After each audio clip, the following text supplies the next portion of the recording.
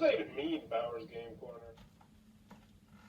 Ahoy there, YouTube! I'm back again today for another game review, and today I'm very excited to check out Voodoo from Mayday Games. This is for 2 to 8 players, take about 30 minutes to play. It's for ages 8 to 99. And in Voodoo, you are going to be rolling dice and casting voodoo spells on all the different people at the table. Those voodoo spells are going to make people act silly or act crazy or contort their body or play in a specific way or do various different things. It is a lightweight party-esque game, but is it good? Let's open it up and I'll tell you what I think about it.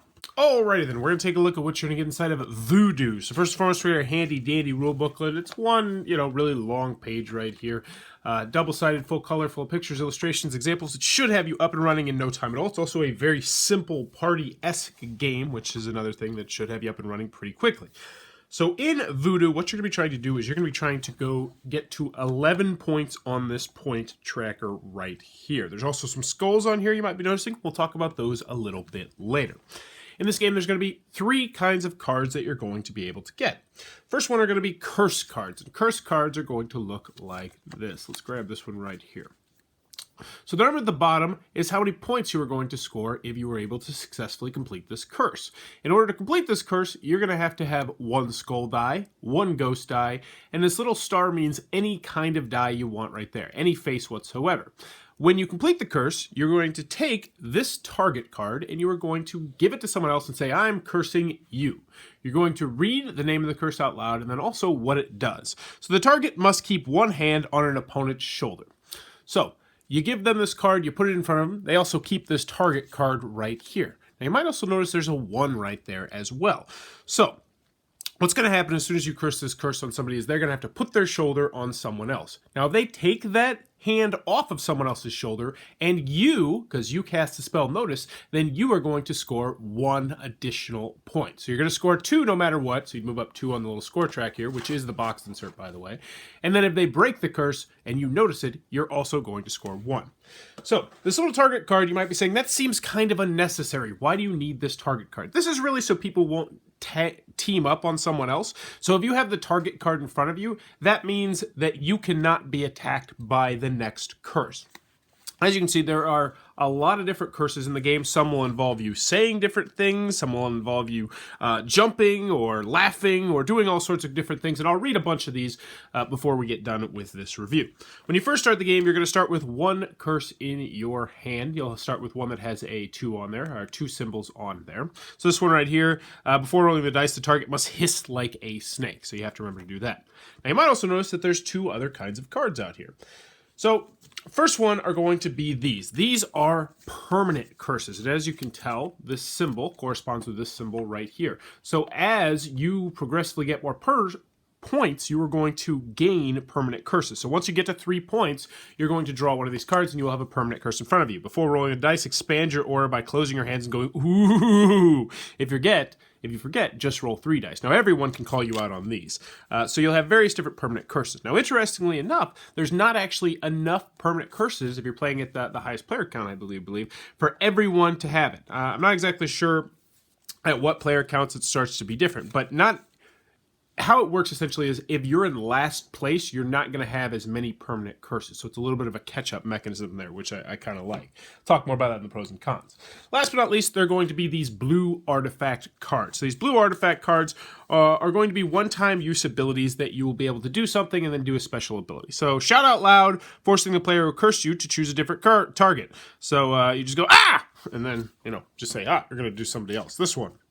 Laugh wickedly and cast the curse using the same dice as the current player's final ingredient bag. And when they say ingredient bag, there's not actually any bags in this game. That is something that really annoyed me. They mentioned the ingredient bag in the rules. There's no bags of ingredients. I don't know why they call it that. Make a thunder noise. You can re-roll the dice. Tell a joke. If someone laughs, you score 2 points. Shout out loud, forcing the player who cursed you to choose a different target. Oh, we already went through that one. But anywho, they're going to do various different things that will generally always benefit you. Now, there are some that fall a little bit flat. Like there's one where you have to say, oh, look, there's a ghost. And if no one does it, you just, yeah. So last, you're gonna have this little guy right here. He is the first player marker, and he is really nicely made. I just gotta give a shout out to that. That is a really nicely made, completely unnecessary voodoo doll, but still very cool. Now these little doobers right here, you're gonna put one in front of you to represent your color. Then you're also gonna have one on the scoring track right here. So let's run you through a mock turn. I'll show you how the dice rolling goes. So at the beginning of your turn, you're going to do anything that you have on potentially a curse. Then you're going to roll 5 dice like so. So let's see what I got here. Assuming I want to try and accomplish this, I'm going to obviously keep this pumpkin. Now, how the dice rolling works is you can re-roll the dice as many times as you want as long as you have enough dice. If you want to re-roll the dice, you have to set one die aside and you don't get to keep that die. So you're actually discarding the die, you're getting rid of it. So I might get rid of this green one, and I might keep this pumpkin and re-roll these 3, and oh, that was a pumpkin. So this is actually kind of perfect. It's a good way to show you an example. So I have these 4 dice right here. Now you're saying you only have 1 curse. What are you going to do with the other 2 die? That is where the buying system comes into play in this game.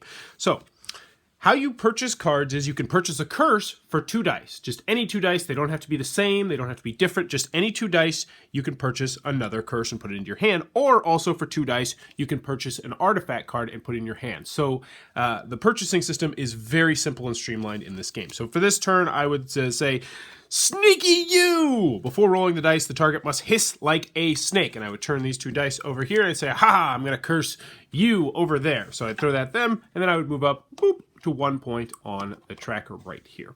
So that would go in front of them, and then I would be on the lookout to make sure that they are hissing before each turn, because if they don't, I'm going to gain a point. Now I also have these 2 dice right here, so I might say, all right, I don't have a curse card, so I'm going to purchase yet another curse card. So I got a Kuna Makata there, one of the most overpowered and I think divisive cards in the game. We'll talk more about that a little bit later.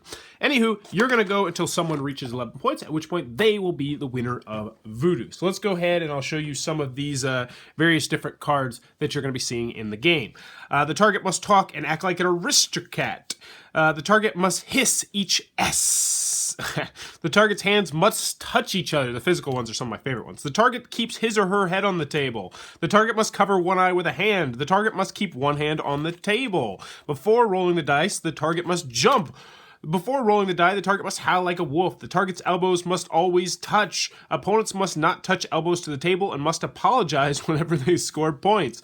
Those ones can be really funny when they have to do stuff like that. The target must keep arms crossed.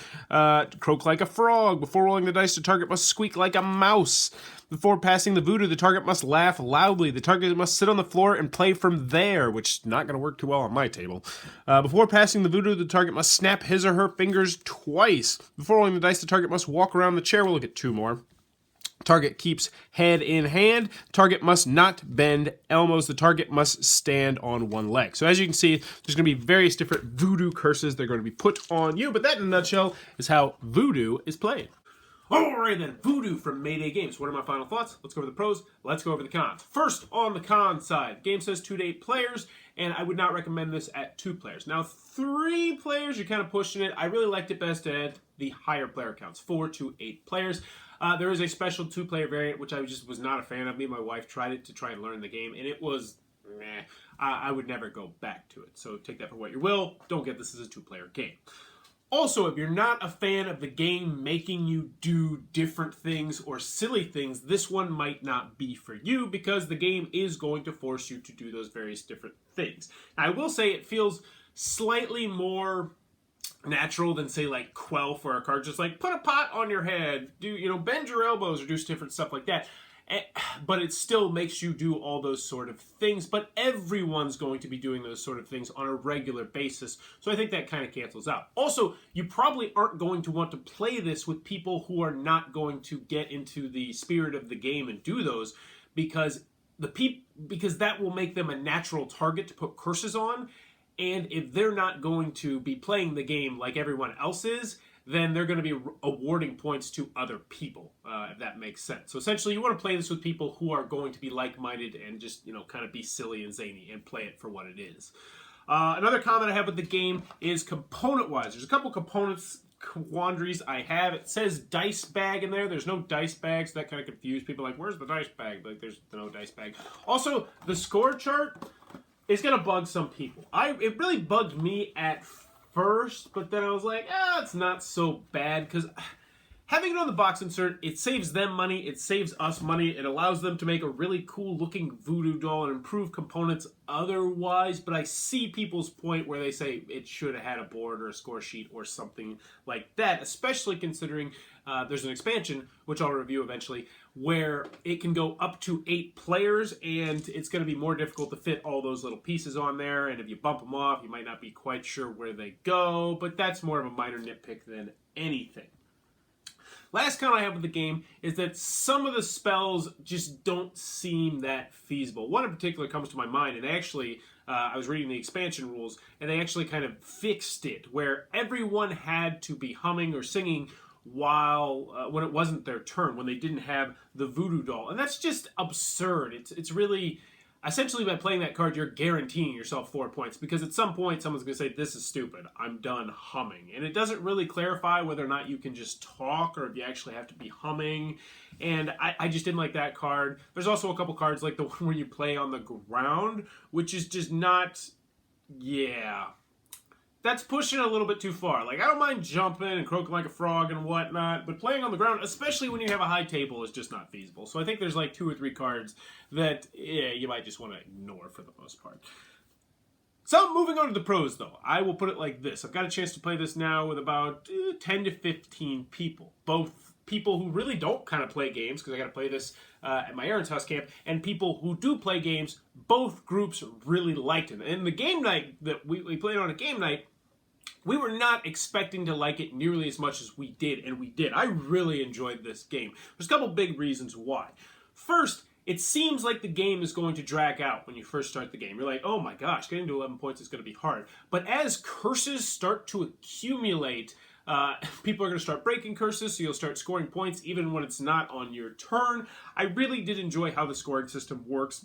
I liked the permanent curses. I like those a good deal. I also like the fact that it's a little bit of a catch-up mechanism there, because let's see, there's 3, 6, there's only 10 of these, which means that if you're in last place, you're not going to have as many of these as the person in first place. So it'll give you a better chance to catch up, because if you break these curses, you're going to be rolling less dice or losing points, various different things like that. I like that aspect. I also like the aspect that you have to be paying attention to the people that you gave curses to. Like, yes, you might notice that someone didn't do something, but it's not to your advantage to mention that. Be like, oh, aren't you supposed to be clapping your hands? Because that means the other person is going to get a point. I like that. I like the fact that it's not everybody's the police. It's like you actively have to try and remember the curses you put out. And towards the end of the game, you might have, 2, 3 curses sitting out on the table, so you have to try and remember that. I do enjoy that. There's a very small memory aspect to it.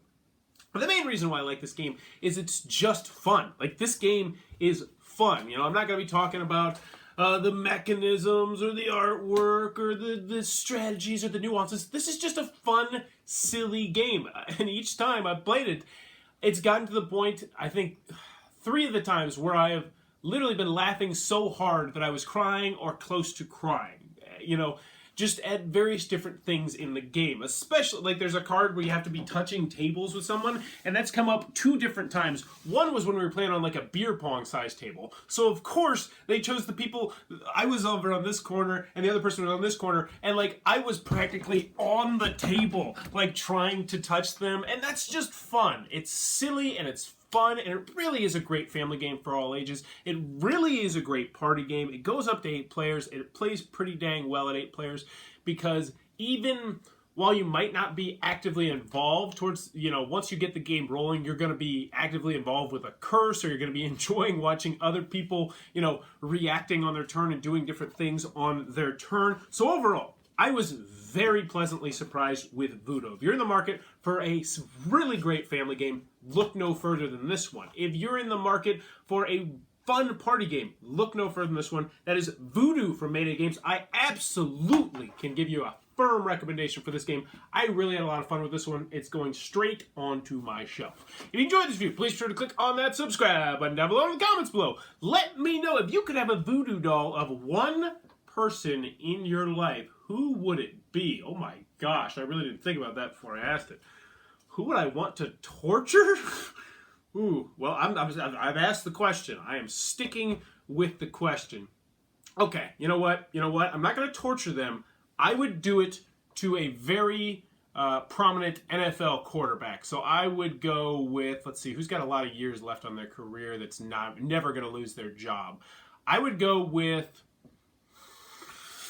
I'd go with Andrew Luck. I would want a voodoo doll of Andrew Luck because the way I could do it, since I live in Indiana, is I could watch the game and as soon as he's about to throw a pass, I could just be like, dink, just like mess with his finger or something, so he'd like fumble the ball. I just need to do it like 2 times the game and just bet big, bet super duper big on that game. So I would essentially use it to gamble. There you go. That's what I do with the voodoo doll. I would use it to gamble. But let me know in the comments below, who would you like a voodoo doll of? And as always, thanks for your time, YouTube.